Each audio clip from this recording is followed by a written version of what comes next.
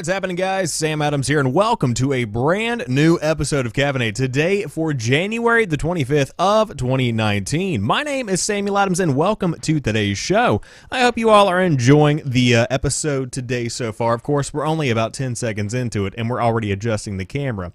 But hey, audio listeners don't have to know that. However, for those that are brand new to the show, this is a daily gaming news podcast where I bring you the hottest gaming news from around the industry, and I package it up in one tight, neat little podcast for you to enjoy while you cook dinner, while you drive down the road, while you take the dog out to poop. Whatever you might be doing, it is the perfect podcast for gaming news to pair that with. Now today, we have a pretty impressive lineup, a shocking lineup, if you will, with our headliner being that Nintendo is rebooting Metroid Prime 4, and it taps Retro Studios to restart the project.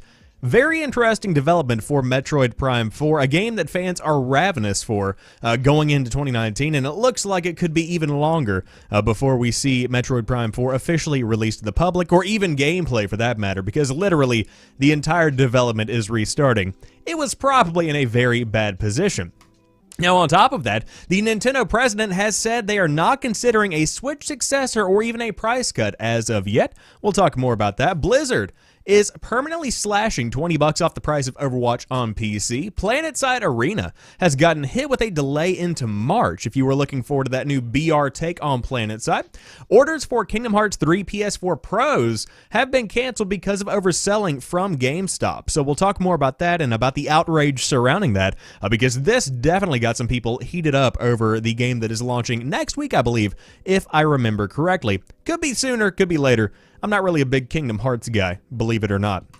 With that being said, rumors have suggested that Netflix is developing a Resident Evil TV series. Detective Pikachu is already getting a sequel in development with the 22 Jump Street writer. And to wrap up today's show, superb Metroid-a-like Axiom Verge is Epic Games Store's next freebie. So you can get Axiom Verge, a pretty big indie hit from a couple of years back, for free over there on the Epic Games storefront.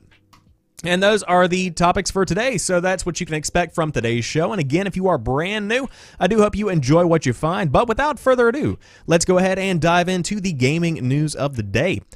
Nintendo reboots Metroid Prime 4 and taps Retro Studios to restart the project. We won't see the new Metroid game for a very long time. Nintendo has delayed Metroid Prime 4. Nintendo is rebooting the project and shifting development to Retro Studios, the Metroid Prime series original developer, according to a statement from Shinya Takahashi, Senior Managing Executive Officer at Nintendo. Quote, "The current development progress has not reached the standards we seek in a sequel to the Metroid Prime series," Takahashi said in a development update video posted to YouTube.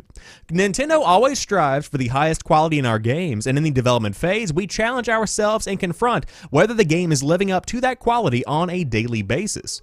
According to Takahashi, Metroid Prime 4 was not meeting that standard. "We have decided to re-examine the development structure itself and change it," Takahashi said. "Specifically, we have asked the producer Kensuke Tanabe to work in trust and collaboration with the studio that developed the original Metroid Prime series, Retro Studios, in the United States, and restart development from the beginning. By collaborating and developing with Retro Studios, we believe we can make this game something that will meet our fans' expectations. We did not make this decision lightly. This change will essentially mean restarting development from the beginning so that the completion of the game will be delayed from our initial internal plan. We strongly recognize that this delay will come as a disappointment to many fans who have been looking forward to the launch of Metroid Prime 4. Now, for those that don't know, Nintendo announced Metroid Prime 4 for the Switch at E3 of 2017, and the company only showed a logo for the game, and since then has not provided game details or shown any gameplay. At E3 2018, Nintendo did not showcase the game, saying it did not want to repeatedly tease fans until the game was closer to completion. Originally, Nintendo had said it was using a new development team to handle development of Metroid Prime 4, and reports later indicated Bandai Namco was involved in the project. And of course, you can watch the full developer update video on the official Nintendo channel. But this is a very interesting development right now, because Metroid Prime 4, whenever it was announced at E3 2017, was one of the biggest announcements of the year, because so many people had been wanting a sequel for the Metroid Prime franchise. And I know that I am very close, I would say, with a lot of people that are very integrated, that's not a word, but they're very into the Nintendo side of the gaming industry. And so whenever they saw a Metroid Prime 4 release date, it was just like wildfire. You know, it just spread. People were just so excited. It was trending on Twitter. as it is today for a different reason. But I think this is probably the best move going forward, because in any franchise and for any development studio and for any company to put out a game that is subpar and that doesn't meet fans' expectations is not going to be worth it in the long run. So why rush yourself and why pump out a product that is not going to fulfill the expectations of fans whenever there is no release date for this game to begin with as of right now? They had full opportunity to go ahead and push this back, and they went ahead and chose to do that and restart development completely, which is in modern day a kind of shocking choice to make, but more than likely the right choice to make in this case. I think that another side reminder that this really does lend itself to kind of expound upon is the fact that whenever you don't assign a release date for a game too early, then you save yourself the trouble of having to push that release date back to another unspecified time that may or may not actually be hit. You understand? And we'll talk more about PlanetSide Arena here in a couple of minutes, but essentially, why put a definitive date on something whenever you don't have any kind of firm understanding that that is going to be when the game is fully ready for launch? Because in my opinion, as somebody who plays a lot of bad games and has played a lot of bad games in my time, a game is ready when it's ready. It's not ready by a specific date because some kind of internal, corporatized system defined that it was going to be ready by that specific date. Whenever it's done, it's done. You don't just pull off a piece of raw meat because you say it's done. You let the thing cook all the way through, and that's pretty much what I'm getting from Metroid Prime 4. So could it be 2021, 2022 before we even see anything about Metroid Prime 4? Maybe, but as of right now, it's probably in the studio's best interest to go ahead and restart this entire game and pretty much build it from the ground up. Again, not something that I'm happy to be reporting on, but I'm glad that I'm not reporting on terrible reviews for Metroid Prime 4. You got to choose the lesser evil, if you will. With that being said, you won't be playing Metroid Prime 4 on a successor to the Nintendo Switch, or even one that is cheaper. I mean, you could be, because it could be 5 to 10 years before Metroid Prime comes out, but I digress, just kidding. The Nintendo president has said they are not considering a Switch successor or even a price cut. The Switch has had an incredibly successful 2018 in terms of hardware and software sales. The hybrid system finished the year as the best-selling hardware in North America, and game sales have been breaking records, even at the price of $300, traditionally thought to be above the threshold for a mainstream adoption. It seems like Nintendo is not eager to shake things up too heavily, at least according to the company's president, Shuntaro Furukawa. In an interview with Japanese newspaper The Sankei News, and translated by Nintendo Everything, Furukawa is sticking to his guns on the 20 million units prediction for the Nintendo Switch he made for this financial year. With Christmas over and another few months to go, though, the question has to be asked if Furukawa plans to incentivize new Switch sales through a price cut or even a revision. Quote, "It is an extremely ambitious but worthwhile achievement," Furukawa said, "so we will still maintain this goal. Nintendo Switch is our primary sales objective, and we are not considering a successor or a price cut at this time." It seems pretty cut and dry there. Despite rumors circulating that Switch will either get a price cut this year or a new revision in the later half of 2019, Furukawa is flat out denying it. Nintendo should be reporting their Q3 financial results later this month, and of course, we'll talk about those right here on that episode of Caffeinate. Now, my question here is, what does he define as a new iteration of the Nintendo Switch? Because I've heard my own rumors that there's going to be a new bundle put out that is a handheld-only version of the Nintendo Switch that doesn't include the dock, that allows players to connect it to an external HDMI device, such as a TV monitor or even a capture card. If that's an option, you could reasonably slash the price of the Nintendo Switch by between $80 and $100, depending on how much of that you're willing to eat, and essentially get it down to around $200, maybe $250 if you want to be kind of generous with Nintendo in that. And that would obviously improve sales a good bit, because there's something that is a defining factor whenever you're comparing $300 versus $250. I don't know if it's the 3 in the front instead of the 2 or whatever you have it, but that seems like a lot of money, even though it's, by many people's standards, not that much of a difference. However, it could be enough of a difference to pump them over the edge. But with that being said, you really have to understand that if there is nothing wrong, as we say down here in the South, if it ain't broke, you don't gotta fix it. So, I mean, the thing is selling so incredibly well, why would you go out of your way to make a price cut or to even invest in changing up the hardware when people are eating it up like hotcakes? You know what I'm saying? I mean, why would you even waste the initiative and waste the potential and waste the money? So, I would say that you're probably going to be seeing some kind of new hardware within the next 5 years from Nintendo. Of course, we've seen it with the 3DS, with the various XL and lights that have happened with previous DS models. So it's inevitable that something else is going to come to replace this mainline version of the Switch that we've had to date. But right now, why even bother with it? It's still selling incredibly well, and the console is still very new in the grand scheme of things. It's not getting any kind of age on it whatsoever. If I had to guess when we're going to be seeing a new Nintendo Switch model, you might get one around the 5-year mark whenever it comes up on that anniversary. But right now, we're just coming up on the 2nd, if I remember correctly. Let me make sure. Nintendo Switch, I think it was 2016, Switch release date. We had March 3rd, 2017. So yeah, we're coming up on the 2-year mark, which again is very young in the grand scheme of things. So if you want to pick one up, it looks like you might as well go ahead and get one now, because it's not dropping below $300 for a regular level of price anytime soon, and you're looking pretty good. I'm still on the Southern thing. If you did want to go ahead and ensure that you have the latest version of the Nintendo hardware. Now, with that being said, for PC players, Blizzard is permanently slashing $20 off the price of Overwatch on the PC, knocking down prices like a wrecking ball. Because the hamster in the game. Overwatch on PC just got a little more affordable for anyone who wants to become a late adopter of Blizzard's hero shooter, or for anyone who just wants an alt account.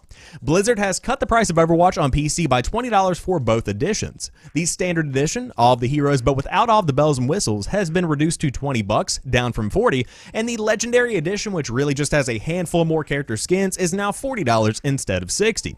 For what it's worth, the legendary edition also has crossover content for World of Warcraft, Diablo 3, Heroes of the Storm, StarCraft 2, and even Hearthstone. This seemingly will not affect the price of the console versions, at least not yet. The PS4 version is still listed at $60. However, the PC market is increasingly making these type of live service games free to play. Counter-Strike Global Offensive is one of the most recent examples going free to play, but slashing $20 off of the price tag does not make it free. However, Overwatch is a bit more enticing to the holdouts that have been waiting for a lower price. Now, I will say that I've been watching a bit of Overwatch on Twitch. I will say that the game is not the game that I remember whenever it launched a few years ago. However, by all stretches of the imagination, it's still a very fun game, especially if you enjoy that team-based kind of approach to competitive multiplayer.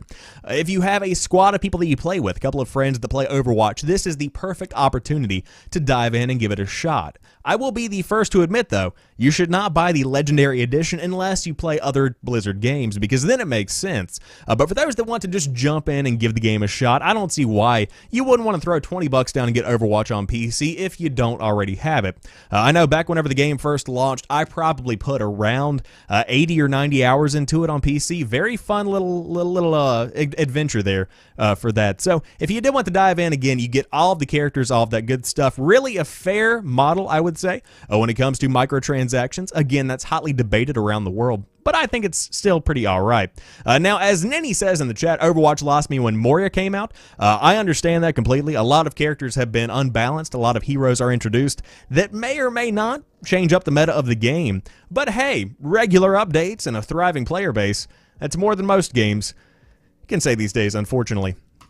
However, speaking of something that might not have a thriving player base, ooh, that was a nice little roast there, wasn't it? PlanetSide Arena has gotten hit with a delay with a closed beta set for next week. PlanetSide Arena was revealed last month for a release at the end of January 2019. While everything seemed to be moving along nicely, developer Daybreak Games has now announced that its massive-scale Battle Royale title will be delayed until March 2019. According to a blog post on the official website, Daybreak agonized about this decision down to the deadline. What we've discovered during playtesting is that while we've made significant strides towards that goal, which is expanding our player count, there are crucial feature enhancements and core system improvements we can make that will lift PlanetSide Arena to the level it deserves. We ultimately decided taking extra time to supplement our feature set, fully optimize engine performance, and improve server infrastructure was absolutely necessary to deliver that quality, polished game the PlanetSide community deserves. Arena will now be launching on March the 26th of 2019, and to compensate for the delay, Daybreak will be holding a closed beta on January 30th and will let anyone who pre-ordered the title get access to a special Founders Season.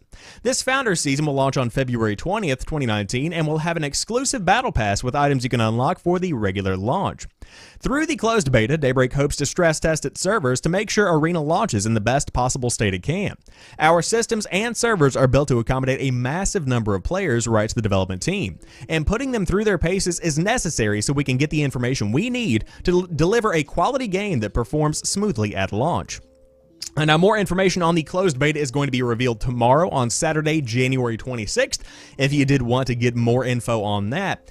But this is not looking too good for PlanetSide Arena. I will say that I completely and totally respect the idea of pushing the game back and ensuring that players have a fantastic experience.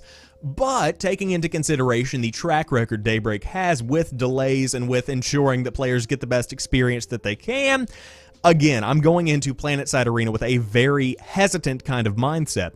Now, for those that don't know what Arena actually is, it's basically a BR take on the massive FPS / third-person shoot. It's a strange combination of what PlanetSide has traditionally been and the BR movement that we've seen today. If I remember correctly, only first person in this.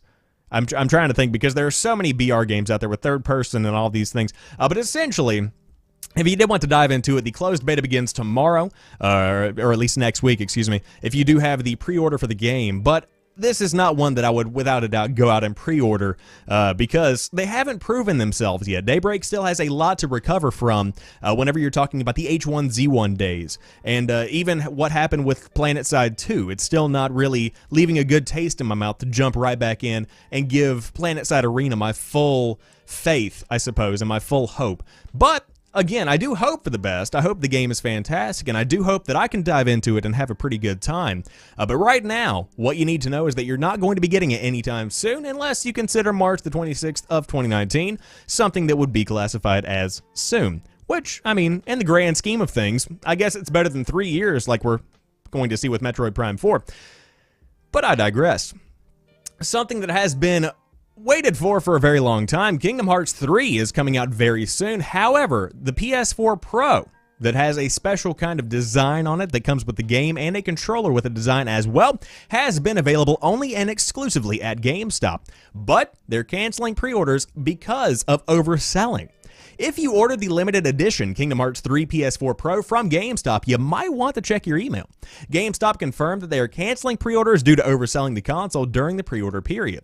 The limited edition console is a GameStop exclusive featuring both a custom PS4 Pro and DualShock 4 with meticulously detailed grayscale art etched into each. It also comes with a copy of Kingdom Hearts 3.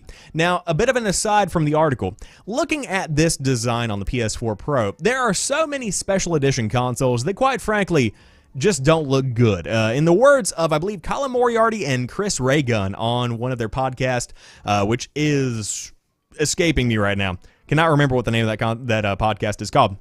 With that being said, they had a discussion about the appealing nature of a special edition console, and it ultimately comes down to what looks good sitting next to your television in your living room. This is one that looks absolutely fantastic. Sacred Symbols is what the podcast is called. There you go. Go give it a listen. Pretty good stuff.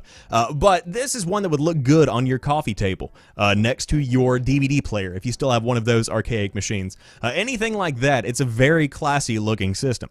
So, according to the GameStop Twitter account, they say, and I quote, "Due to an error, we have oversold on pre-orders for the LE Kingdom Hearts 3 PS4 Pro bundle, and unfortunately some orders had to be canceled.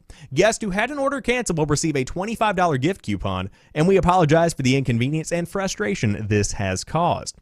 So, a lot of people have been left kind of with their jaws hanging open, amazed that they were able to oversell on something that is such a hot commodity. How do you not know how many of these you have coming in? At the end of the day, it is just a system issue.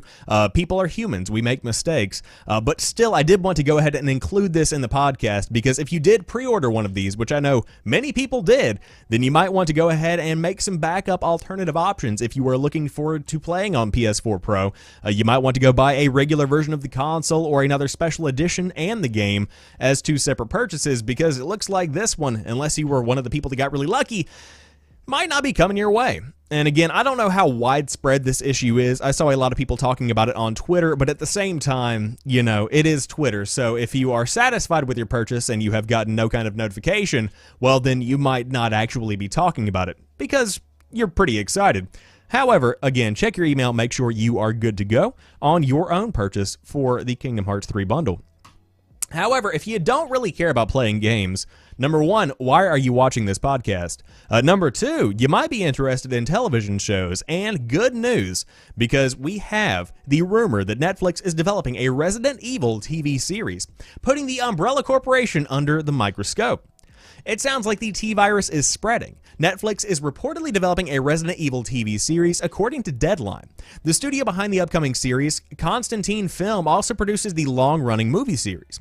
A showrunner has yet to be picked, but the show plans to expand the Resident Evil universe's mythology and follow the inner workings of the Umbrella Corporation. It also sounds like it will be a post-outbreak setting where the T-virus has already spread and a new world order has been established.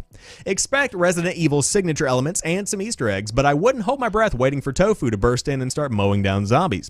The Paul W.S. Anderson movies, which pretty quickly stopped resembling the games, are decidedly not good, but they kept making money, more with every movie, making the series the most successful movie adaptation of a video game. It no doubt helps that there are 6 of them now.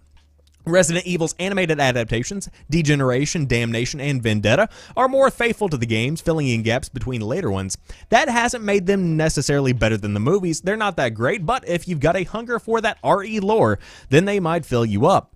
Instead of watching spin-offs, you could just go and play the latest game, which of course came out this week and it has been getting stellar reviews. But Netflix is at it again, making a franchise into a television show and a TV series that actually is going to probably do pretty well. Will it be the best series? That's still for debate, but right now, as it is standing, it's very early in development. We are literally just hearing rumors that it may happen. This could never actually come to the screen, but as somebody who loves Resident Evil, as somebody who loves the universe that they have built, I can't help but be excited about the concept of a brand new Resident Evil series coming to Netflix at some point in the future. Of course, I'm in love with the look of the new RE game, Resident Evil 2, which of course is a remake for a 1998 PS1 classic. However, I'm not going to be getting it until probably later on in the future because you boys saving a little bit of cash here and there, you know what I'm saying?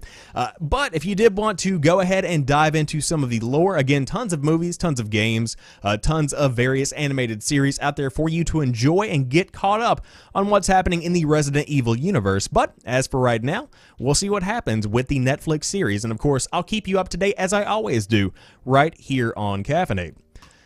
Now, for those that are excited about Detective Pikachu, don't worry, there's plenty coming down the pipe because a sequel is already in development with 22 Jump Street's writer.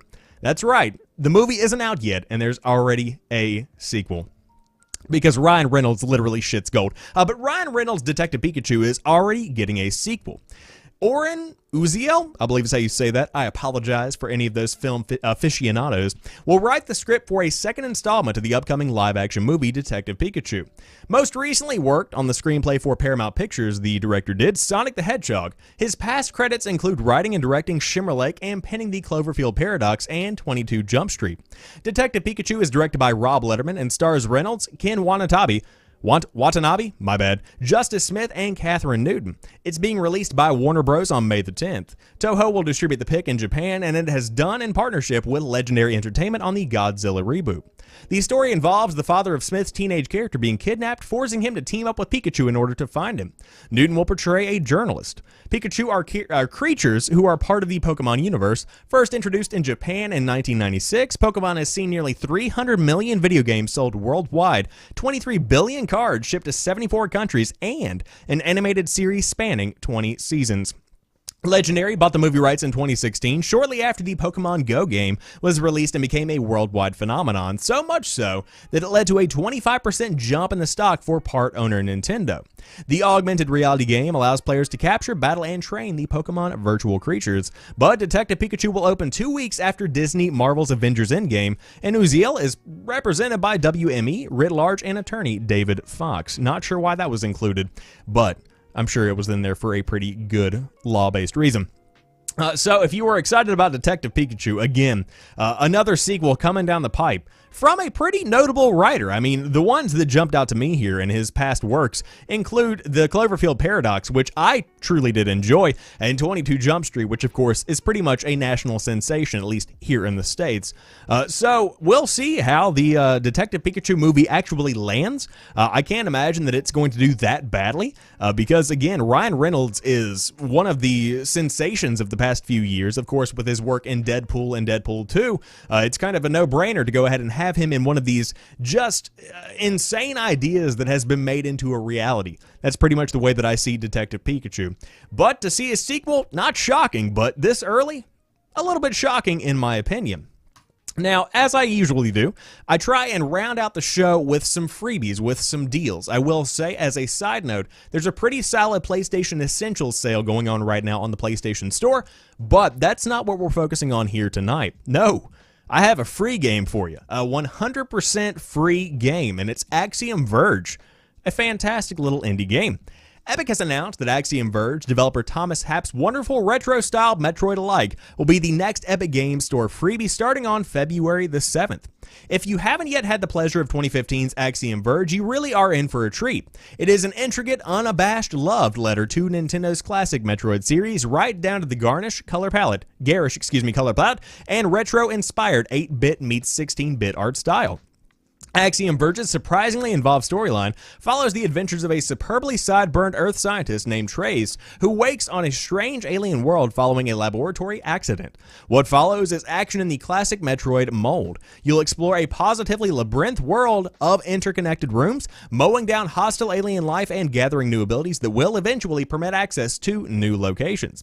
Despite its retro veneer, however, this is not simply a cold rehash of former Nintendo glories. Axiom Verge is full of fresh ideas to enliven the familiar Metroid formula, most of which revolve around your steadily expanding arsenal of powers, none of which the author will spoil here. Really though, the whole thing is a winner. It's elegantly designed, frequently surprising, and it's got interesting bosses, meaty weapons, and a genuinely intriguing story, plus it looks and sounds great too. So if you did want to dive into it again, Axiom Verge coming to the Epic Games Store for free on February 7th. Just the next step in Epic Games continuing to dominate when it comes to bringing free games to the Epic Games Store, but also bringing notable games to the Epic Games Store. Without a doubt, they're setting the store up to be a true contender against Steam. And again, that's a video that is deserving to be much more fleshed out and definitely for another day. But who would have thought that Epic Games would be able to establish a storefront that is already competing with Steam? Not on the same scale, but when it comes to quality of games and the services that are being provided to customers, pretty impressive. And also, as Ninny does say in the chat, and on the dev side, it's a much better deal. Of course, what he's talking about is that developers get a larger cut of their profits, where Steam takes pretty much an incremental kind of amount of money depending on how much money your game actually makes. Epic gives pretty much the same cut to everybody despite what the game will actually bring in, making it much more inviting for indie developers and also big developers alike, really, when it comes down to it. So again, if you did want to dive in and check out Axiom Verge, it's coming up on the Epic Games Store for free on February the 7th. So go ahead and download that client and get it ready to go. But hey, you probably already played Fortnite, or you played Fortnite at some point, so you probably already have that thing downloaded. And in that case, you're good to go. Just go redeem it when it goes live, or even jump in and get the free games that are out there right now. But with that being said, I hope you guys have enjoyed today's show. If you did, be sure to drop me a like down below if you are watching on YouTube, and to those hanging out in the chat, I appreciate you as well. But for those podcast listeners out there, thank you so much for listening to today's show. And if you did enjoy what you heard, be sure to click that subscribe button, that RSS feed, get the notification button, whatever kind of button you may have. There are so many podcast services out there these days. Go ahead and click it. And again, the show is hosted 5 days a week on twitch.tv/TheSamuelAdams, and it's put up on YouTube and podcast services as well. So be sure to stay up to date by following me over there on Twitter at PrettyChillGuy. I think I gave my usual rundown of all of my various self-promotional things. But with that being said, have a fantastic weekend. I'll be back on Monday for a brand new episode, and peace.